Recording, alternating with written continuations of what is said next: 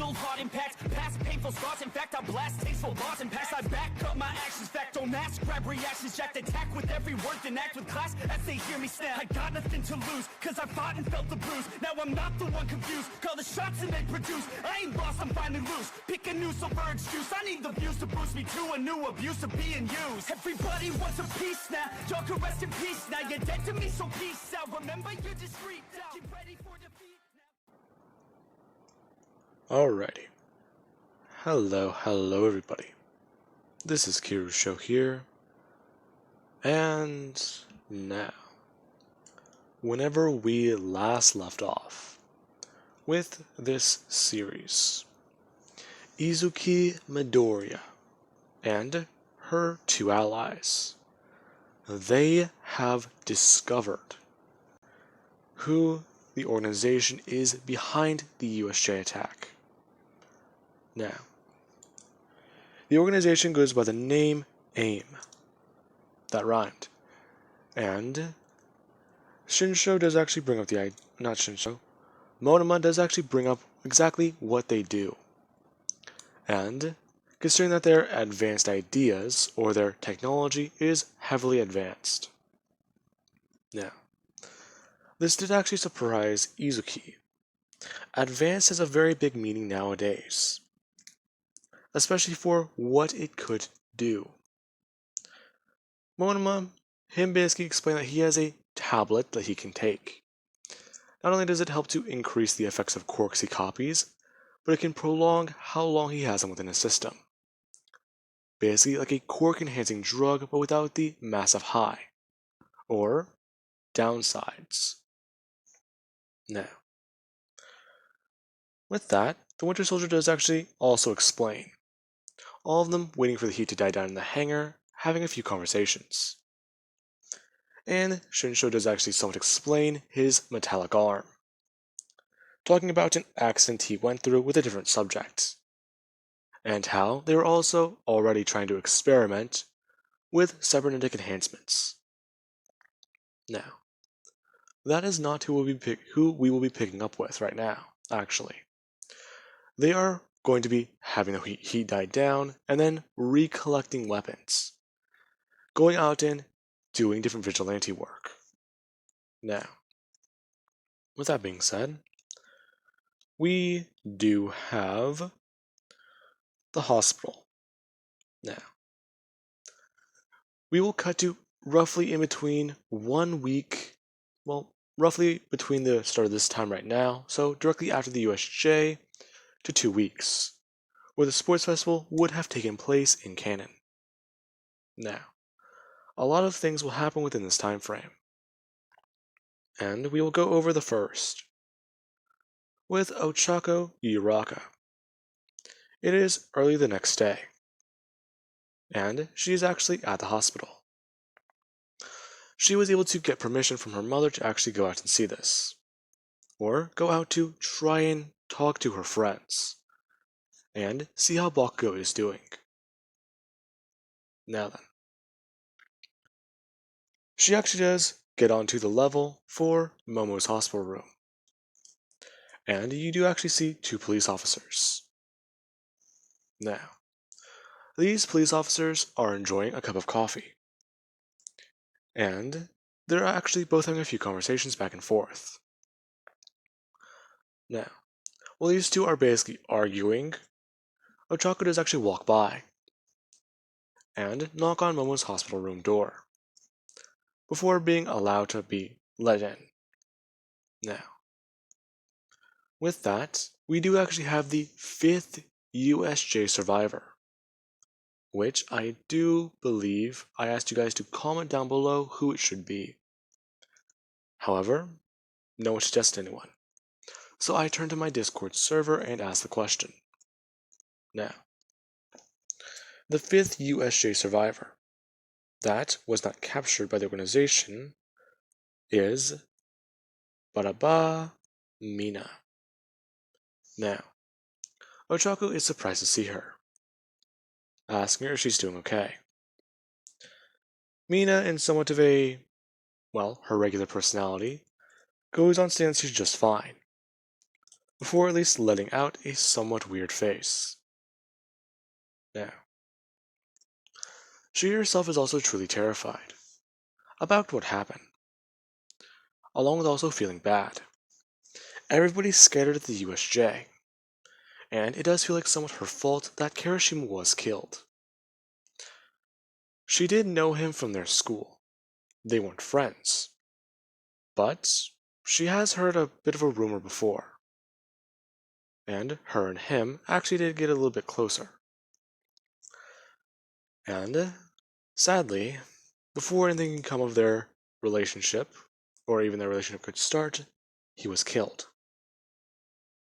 And she herself is trying to hide her own grievances behind her smile.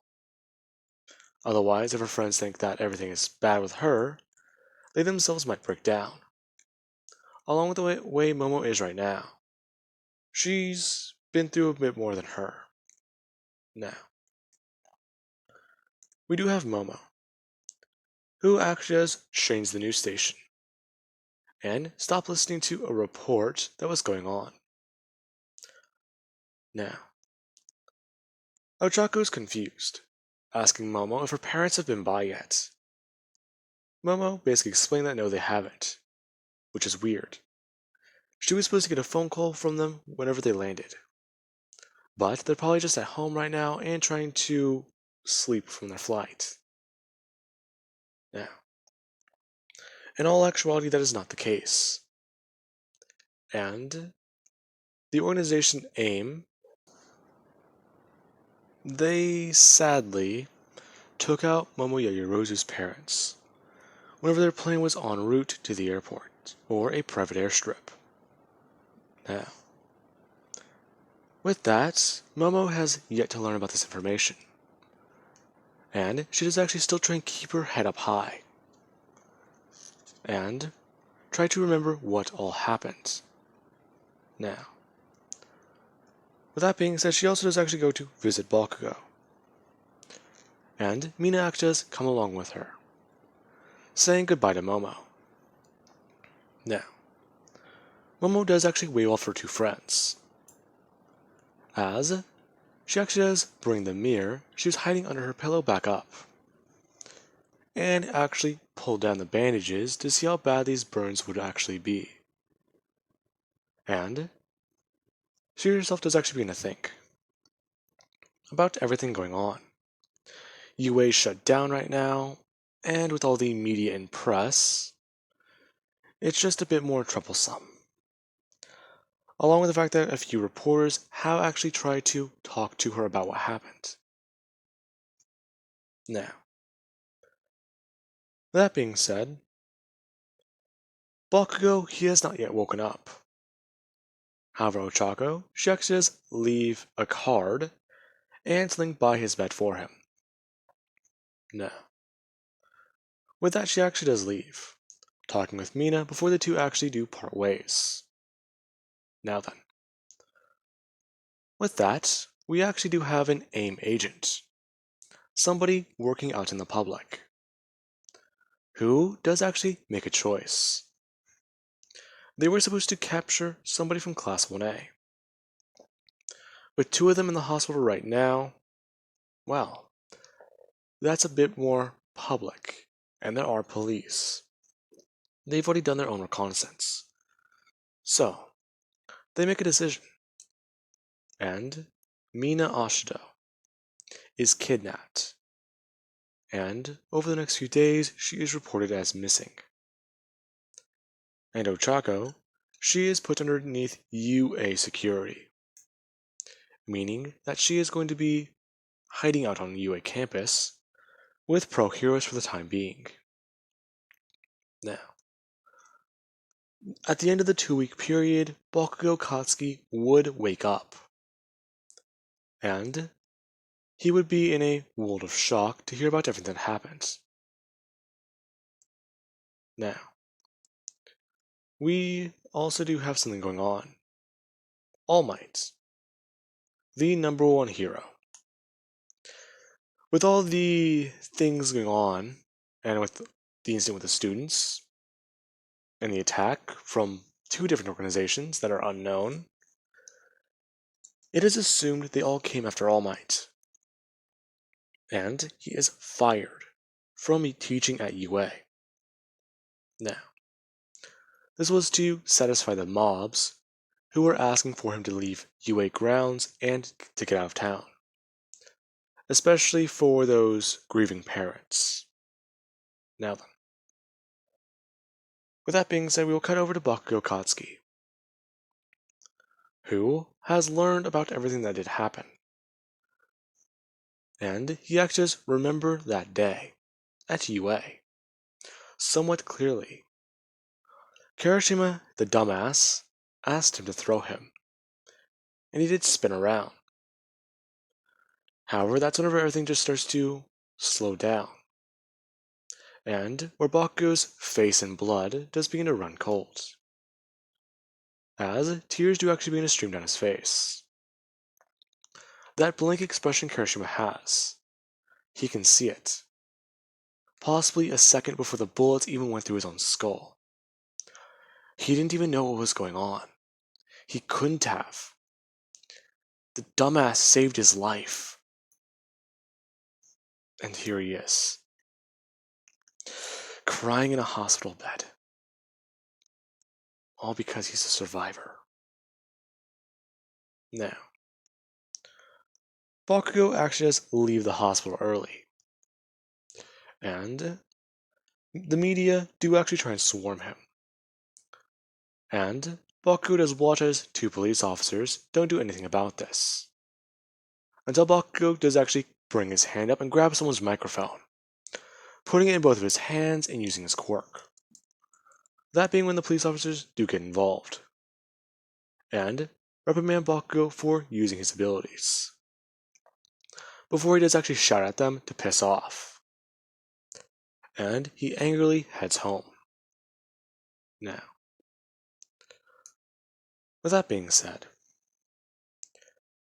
that is how things do begin to progress.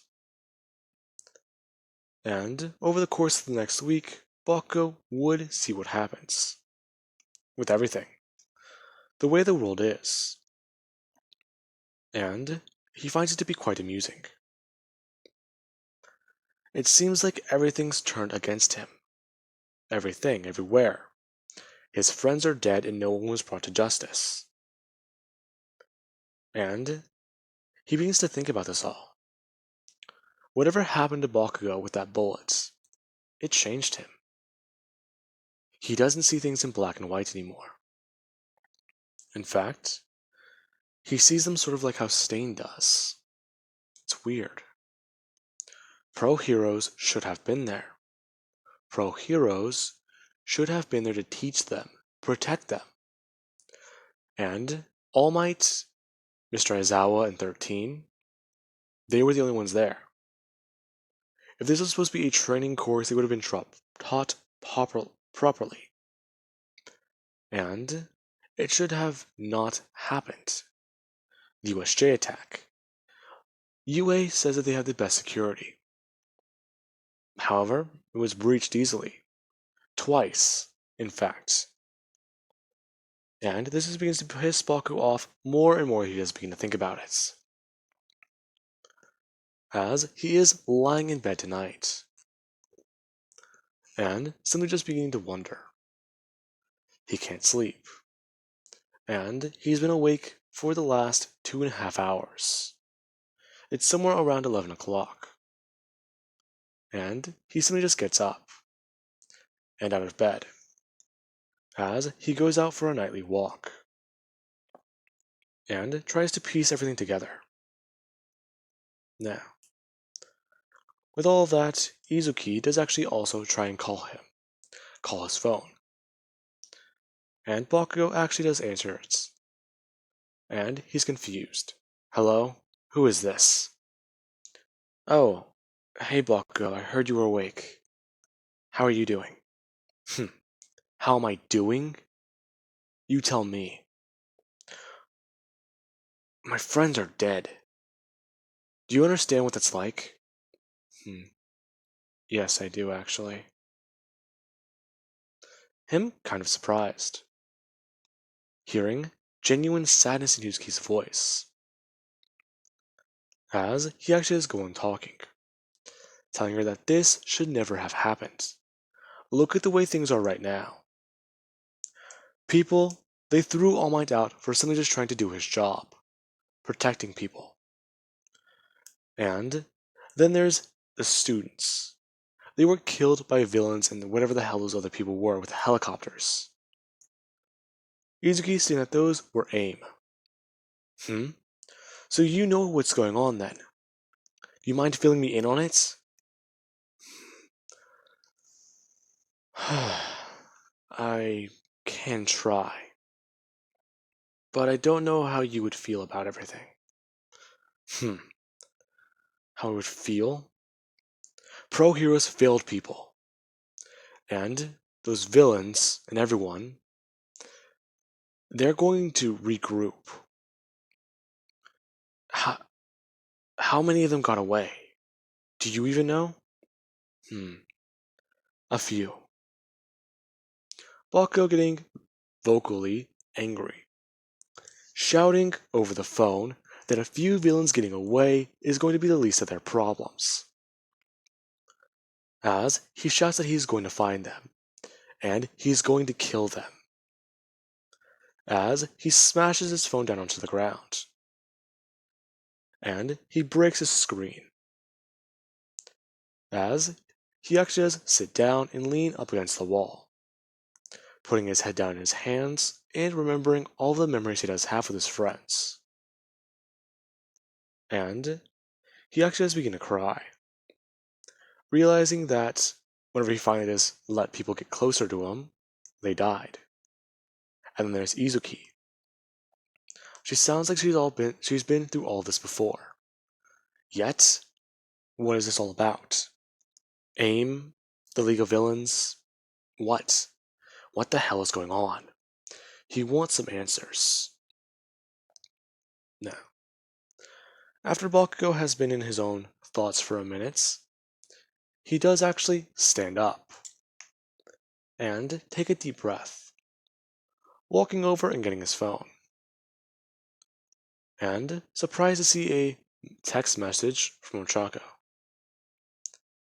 as he actually does open it and see what she's asking for. Her asking Bakugo if he can sleep, cause she's still having trouble remembering it all, or even trying to piece it all together. Bakugo messaging that he's still awake. He's actually out for a walk. Her telling Bakugo that that's dangerous, and that he should actually still be in the hospital.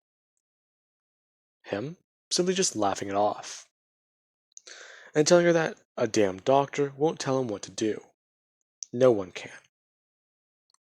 Now, these two do continue talking, until somebody does try and ambush Bakugo.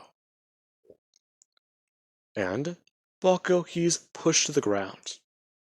And someone actually does climb on top of him and try and put something over his mouth. Bakugo quickly just spinning his wrist around and slapping them across the face with an explosion. And knocking their mask off. Now, Bakugo is able to see clear as day who this person is. Him bring up his left hand and socking them directly across the face. As he then actually does kick up his leg, and knee the person in the stomach. Being able to throw them over, as he does actually begin to beat down on the man. And he does actually pay attention to what this man looks like, as he just continues to punch him over and over and over again, before picking up his phone and calling the police. And the Hero Association, quickly explaining to them that somebody tried to attack him, and that his name is Bakugo Katsuki. Now, police do arrive within a couple minutes, and Ochako, she does actually try to head over to Bakugo's area to find him, eventually being able to get there, as police are still having trouble with the subject, or the person they have apprehended. Now, with that all being said, Bakugo does actually watch this man, who gets in the backseat of the cop car as it is driven away. and him and Ochako do actually begin to talk. Bakugo actually somewhat concerned for her own safety, and asking her exactly what the hell is she doing out here. Her telling Bakugo that he really should not be alone, and that it's very dangerous. She said that to him before, and look what happened. Now, Bakugo does actually somewhat sigh, and tell her that he's okay. Her actually bringing her hand up to his face and inspecting his bandages, telling him that he's still hurt, isn't he? Him just taking a step backwards, and telling her that he's fine, turning around and going to walk back towards his house, which is roughly a block and a half away. Him asking Ochako if she's okay. Her simply just stating yeah. Bakugo telling her that it's still not safe out here, and that they really should just leave. Now, Bakugo does actually bring up a safety concern, saying that she might be able to stay over at his house for right now, since she does live how far away. Her basically explaining a few blocks, or roughly like 2 or 3 miles. Now, she does also explain that she did actually also run here, and that it wasn't easy. Now, these two do actually head back over to Bakugo's place, and Mitsuki does actually meet this young girl, as she does actually explain to Bakugo, by yelling at him, that he's a dumbass for going out like that. And Mitsuki does actually explain to Ochako that she can stay in Izuki's room. She's not actually here right now, so it should be all fine. Just that she might need to replace the sheets real quick. Now, with that being said, that does actually happen, as we do have Momo Yaoyorozu. At the end of this 2-week period, she has learned a whole lot of things. Her parents have gone missing. No one can find their plane. And something even more peculiar. No one even remembers them launching off from the airport. So what happened? What is going on? And then there's the fact that she was actually asked to be brought home by her own parents. Somehow, something is going on. Her parents wouldn't let her just go home on a whim like this. She's had incidents with her quirk before, and even then, she's had personal doctors look at her. She was fine. Either she was malnourished or she wasn't retrieving the proper nutrients. So she had to change up her diet before. So what's going on now? Now, this is quite peculiar to her. And things do begin to take a shift for her. However, this is not her story. Now, we also do actually have, in an unknown facility, number, let's say 72, where we do actually have 2 of the Class 1A students who were taken. Now, these 2 students, within this amount of time, experiments have begun to be conducted, and they've been able to improve upon certain things. These 2 students will be an asset to them, and if they can perfect their performance, then it might just turn out to be very well for them. They'll not only be an asset, but some of the most dangerous weapons they have at their disposal. Now, with that being said, I do hope you guys enjoyed, and have an amazing night. I will catch you guys in the next part.